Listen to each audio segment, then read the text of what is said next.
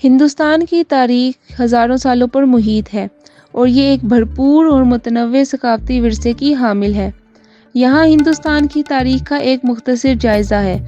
قدیم ہندوستان قبل تاریخ سے 6 صدی قبل مسیح۔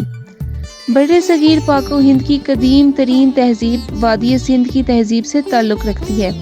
ہڑپہ اور موہنجو داڑو جیسی جگہوں پر کھدائیوں سے منصوبہ بند شہروں، نکاسی آب کے مؤثر نظام اور ایک رسم الخط کے ساتھ ایک ترقی یافتہ شہری ثقافت کا پتہ چلتا ہے، جس کی وضاحت ابھی باقی ہے۔ تقریباً 1500 قبل مسیح میں ہند آریائی قبائل اس خطے میں ہجرت کر کے آئے اور اپنے ساتھ وید لے کر آئے، جو قدیم ترین ہندو صحیفے ہیں۔ ویدک دور نے ابتدائی ہندو سلطنتوں کے عروج، ویدک ادب، رسومات اور فلسفوں کی ترقی کا مشاہدہ کیا۔ کلاسیکی ہندوستان 6 صدی قبل مسیح سے 12ویں صدی عیسوی۔ 6 صدی قبل مسیح نے ہندوستان میں اہم تاریخی تبدیلیوں کا آغاز کیا۔ اس نے بالترتیب جین مت اور بدھ مت کے بانی مہاویر اور گوتم بدھ کا ظہور دیکھا۔ ان نئی مذہبی اور فلسفانہ تحریکوں نے آرتھوڈوکس ویدک روایات کو چیلنج کیا اور نمایاں پیروی حاصل کی۔ 4 صدی قبل مسیح میں شہنشاہ اشوک کے دور حکومت میں موریہ سلطنت نے بر صغیر پاک و ہند کے بیشتر حصوں کو متحد کر دیا۔ اشوک کے بدھ مت میں تبدیلی کی وجہ سے مذہب کے پھیلاؤ پر گہرا اثر پڑا۔ اس وقت دوران بدھ مت کی اہم یادگاریں جیسے سانچی میں عظیم اسٹوپا تعمیر کی گئیں۔ موریوں کے زوال کے بعد گپتا سلطنت میں استحکام اور خوشحالی کا دور آیا۔ گپتا دور کو اکثر قدیم ہندوستان کا سنہری دور بھی کہا جاتا ہے، جو ریاضی، سائنس، ادب، آرٹ اور فن تعمیر میں ترقی کے لیے جانا جاتا ہے۔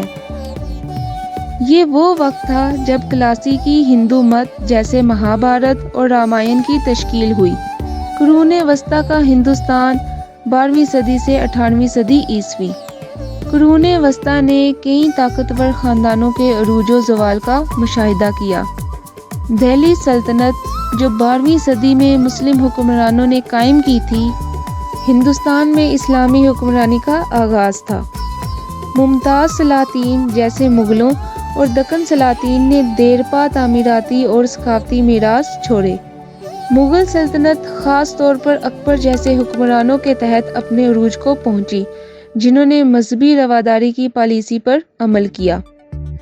یورپی طاقتوں بشمول پرتگالی، ڈچ، فرانسیسی اور برطانوی نے 16ویں صدی اور 17ویں صدی کے دوران ساحلوں کے ساتھ تجارتی بستیاں قائم کیں۔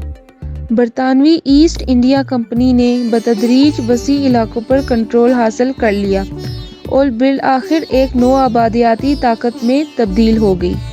برطانوی راج، جو 19ویں صدی کے وسط سے 1947 تک جاری رہا، ہندوستان میں اہم سماجی، اقتصادی اور سیاسی تبدیلیاں لے کر آیا۔